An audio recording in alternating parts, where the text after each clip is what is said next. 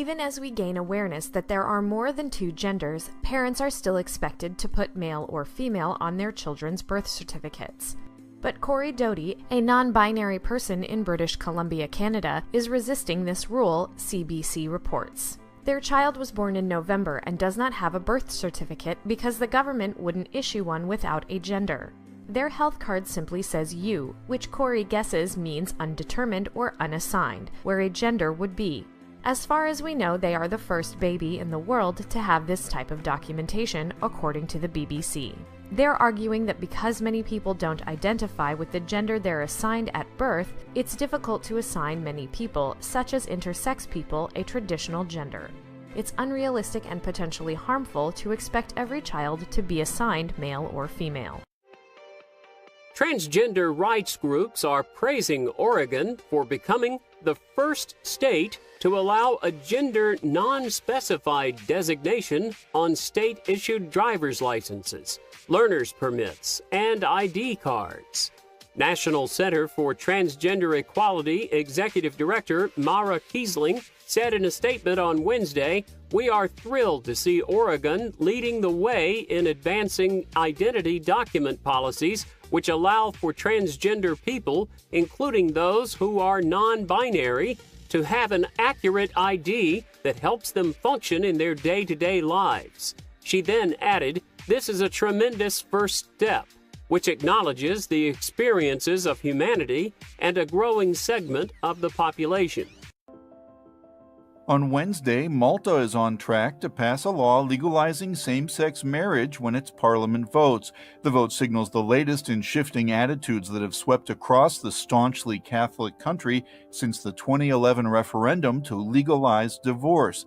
Since then, the country has introduced civil unions and last year became the first European state to ban gay cure therapy. In late June, Prime Minister Joseph Muscat said gay marriage would be one of his priorities after he won a snap election. Germany became the latest European Union to legalize same-sex marriage last week. Whether the U.S. military can defend the United States from the growing threat posed by North Korea's intercontinental ballistic missile capability is being questioned by a growing group of people. Pyongyang's first test on Tuesday of the ICBM has a potential to strike the state of Alaska. The question has been raised: how capable is the U.S. military of knocking down an incoming missile or barrage of missiles? Pentagon spokesman Navy Captain Jeff Davis briefed reporters on Wednesday, saying, "We do have confidence in our ability to defend against a limited threat, the nascent threat that is there."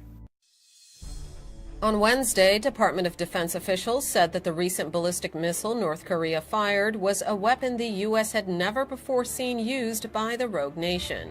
According to a spokesman, the missile, which was fired from a new mobile launch site, contained a re-entry vehicle. The spokesman went on to add that the missile is capable of traveling more than 3,500 miles, meaning it could potentially reach U.S. territory in Alaska.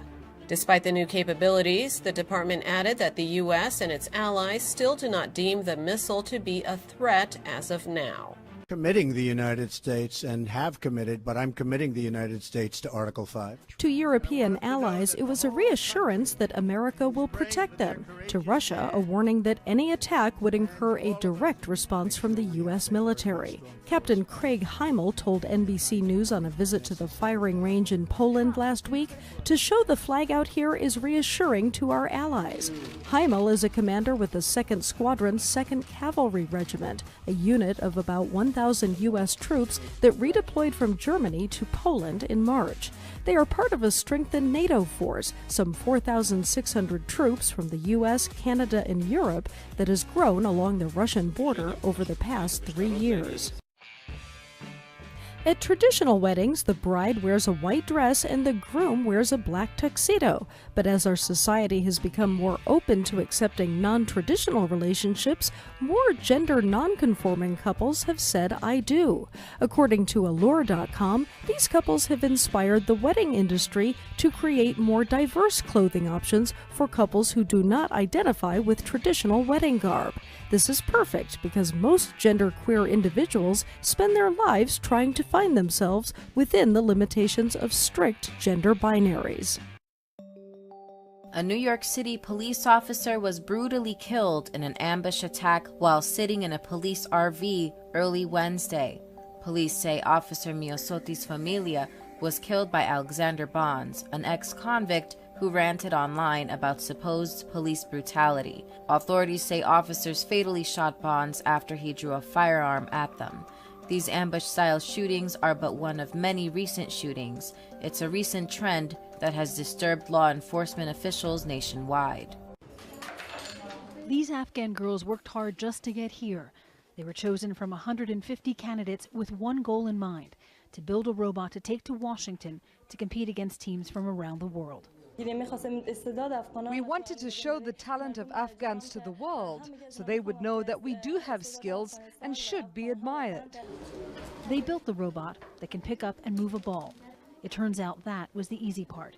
The girls won't be going to America. The U.S. Embassy denied them visas. We asked why we'd been denied, why Afghans aren't eligible for this visa. They had no answer. We were shocked. The girls traveled from their school in Herat in western Afghanistan to the U.S. Embassy in Kabul twice to apply for visas. Both times they were rejected.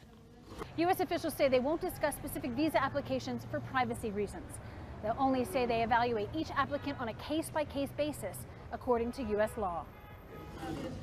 The girls say it had already taken a lot to convince their families to be part of the robotics program and hopefully to travel to America. In Afghanistan, they're not even allowed to walk to and from school alone. Afghanistan is a country at war and doesn't have a lot of resources at hand. Of course, other countries should consider this. They shouldn't be so strict with us. Women's activist Wajma Fro says life is getting worse for women and girls in Afghanistan. They don't have a voice, and there's been an increase in domestic violence. The space is shrinking for us. Yes, the space is shrinking for us. The donors' attention has really, decreased for women. They only support where the government tell them, because and only for the government-focused programs, which is not women. The girls say they're disheartened, but trying to bounce back. Their robot has gone to the United States without them, but they hope that one day they'll get another chance to show the world what they can do. Jennifer Glass, Al Jazeera, Kabul. After Cyril Otley-Doughty was born in British Columbia, he did not receive a genital inspections after birth. In fact, he was given a health document that did not specify whether he was male or female. The decision not to have Doughty undergo a genital inspection was inspired by the campaign group Gender Free ID. Recently, they made a public statement that their main goal is to remove all gender/sex designations from identity documents. They hope this is the start of a new non-binary movement. On Wednesday, U.S. Ambassador to the United Nations Nikki Haley called North Korea's first intercontinental ballistic missile test a clear and sharp military escalation. According to the Department of Defense, the weapon can travel more than 3,500 miles, making it capable of reaching Alaska. Haley went on to warn that the recent actions are quickly closing off the possibility of a diplomatic solution. Haley went on to say that previous global efforts to halt North Korea's nuclear program have been insufficient to get them to change, adding that the U.S. is preparing a resolution for more drastic sanctions against the rogue nation. A warning signal to North Korea from U.S. and South Korean forces. The combined precision-firing military exercises, a direct response to this. What North Korea says is its first successful launch of an ICBM, or intercontinental ballistic missile. Celebrations in the streets of Pyongyang as state television broadcast the news. Kim Jong-un called it a gift to Americans celebrating the 4th of July Independence Day holiday. U.S. Secretary of State Rex Tillerson confirmed the missile was an ICBM and said it represents a new escalation of the threat to the United States. The U.S. called for an emergency meeting of the UN Security Council. The latest American and South Korean military drills were in direct response to the launch, but the countries also hold massive joint exercises every year. Meeting in Moscow, the presidents of Russia and China called for both sides of the conflict to take a step back. Parallel freezing of nuclear missile activity of North Korea and large-scale joint drills of the USA and the Republic of Korea. South Korea's President Moon Jae-in said North Korea's serious provocation required a reaction beyond just a statement, and the U.S. military said the missile system used in the joint exercises can be rapidly deployed and engaged. South Korea's unification ministry says it still wants a peaceful resolution on the peninsula, but the missile drills also appear to send the message that North Korea's neighbor can also use force if necessary. If North Korea ignores our military's warning and continues provocations, we clearly warn that Kim Jong-un's regime will face destruction. North Korea's state media reports that Kim Jong-un told his officials the U.S. would not have been happy with what he called their 4th of July gift, and warned there are more gift bags, large and small, to come. Kathy Novak, Al Jazeera, Seoul. It was meant as a warning to Pyongyang.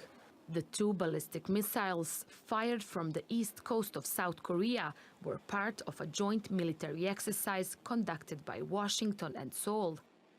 Officials say the drill shows their capability of targeting enemies in case of an emergency. This joint missile launch drill, executed by South Korea and the US, is an expression of the 2 countries' firm resolution to never tolerate any kind of provocation from North Korea. The exercise was in response to North Korea's leadership, who said it had successfully tested an intercontinental ballistic missile on Tuesday. The United States strongly condemns North Korea's launch of an intercontinental ballistic missile. Testing an ISBM represents a new escalation of the threat to the United States, our allies and partners, the region, and the world. Tillerson warned that the U.S. will never accept a nuclear-armed North Korea, but Pyongyang says its missile is nuclear-capable, while leader Kim Jong-un called the tests an Independence Day present for the U.S. Korean state media reported Kim also added, "We should deliver big and small presents often." The missile was fired under Kim's supervision and flew for 40 minutes before it landed in the Sea of Japan. But North Korean officials say it could fly even further, raising the possibility it could reach Alaska. Tillerson also warned any country that provides economic or military help to the North is helping a dangerous regime. The U.S. has repeatedly urged China, Pyongyang's main economic ally, to use its influence. On Tuesday, Chinese President Xi Jinping was in Moscow, meeting his Russian counterpart, Vladimir Putin. They issued a joint statement calling on the opposing sides to start negotiations. But there will be more discussions about North Korea's nuclear program at the G20 summit this week. The leaders of the United States, China, Japan, and South Korea will all be there, and North Korea's nuclear ambitions will once again be at the top of the agenda. Nafisa Latic, TRT World. According to Reuters, a new poll reveals that 6 in 10 U.S. voters support the latest travel ban. The ban affects travelers from 6 predominantly Muslim countries from entering the United States unless they can prove they have a close relative living here. The poll, released Wednesday morning, found that 37% of voters admitted they strongly supported the new guidelines issued by the U.S. Supreme Court. The poll included 1,989 registered voters. A year before Trump's election to the presidency, he promised voters he would seek a temporary, total and complete shutdown of Muslims entering the United States. NASA is developing a spacecraft to pummel asteroids and knock them off a course for Earth. Following official approval from the National Aeronautics and Space Administration, the deflection approach is moving from concept development to preliminary design. The Double Asteroid Redirection Test, or DART, marks NASA's first mission to demonstrate what's known as the kinetic impactor technique, aka striking the asteroid to shift its orbit. Lindley Johnson, Planetary Defense Officer at NASA, said, "This approval step advances the project toward a historic test with a non-threatening small asteroid." Waiting for the world to help. But in one of Yemen's most isolated regions, aid may never arrive. Already besieged by war, people here are facing another unforgiving enemy, cholera. For months it has preyed on the most vulnerable, the frail and the weak, and it has now spread across almost the entire country. In this family, 7 children have contracted the disease. I swear to God, I'm helpless. I'm penniless. I had to borrow money from some neighbors to treat my children. One of them died. We are all in God's hands. After years of fighting, access to clean water is hard to find, and even when available, is also a potential killer. 250,000 people are suspected of contracting cholera. Since April, the numbers being diagnosed has sharply increased. And even though people in this village suspect the water is contaminated, it is their only source. 20 villagers have already lost their lives after drinking it, and many more are sick. The baby is suffering from diarrhea and vomiting and on medicine now, but it hasn't stopped. We really need help. 60 kilometers away, the sanctuary of a hospital offers little hope. Here too, life hangs in the balance. Every day, new patients arrive, weak from diarrhea and malnutrition. The hospital, already crippled by years of war, is overwhelmed, and there are calls for more international action. Every single minute, one new child is reporting sick with acute watery diarrhea. To the Yemeni authorities and Yemeni people themselves, more needs to be done to really help Yemen tackle this crisis. The conflict in Yemen has now gone on for more than 2 years, and government forces, backed by a Saudi-led coalition, continue the fight with Houthi rebels. It has made Yemen even poorer, and in no state to deal with this latest health emergency. Cholera may be cheap and easy to treat, but a country already broken by war and hunger is unable to cope. Duncan Crawford, Al Jazeera. On Wednesday, Deputy Prime Minister Numan Kurtulmuş told Reuters that Turkish military preparations in Syria are legitimate measures against a threat from Kurdish forces in the Afrin region. Kurtulmuş was responding to the head of the Syrian Kurdish YPG militia, who said that the Turkey military deployments were a deceleration of war. However, in an interview, Kurtulmuş said, "We are making preparations against potential threats. It's a legitimate measure so that we can protect our independence." Some headlines have suggested Americans are facing a particularly bad year for tick bites and illnesses, but the evidence is patchy and the science is complicated. According to the Associated Press, nearly 30,000 cases of Lyme disease are reported to the federal government each year. However, experts think it's underreported and the actual number may be more like 300,000. U.S. health officials say it's hard to even know how bad things are. Rebecca Eisen is a tick expert at the U.S. Centers for Disease Control and Prevention. She says there's not any comprehensive data to give a clear picture of what's happening nationally. To protect against ticks, learn what kinds are common where you live, avoid high grass, use EPA-registered repellent, and check yourself and your children for ticks daily. Remember, it only takes one tick to make you sick.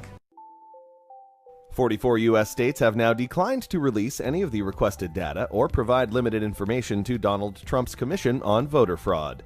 While 19 states, both red and blue, have flat out refused to comply with the request, 26 say they plan to only hand over what is deemed public information by respective state laws.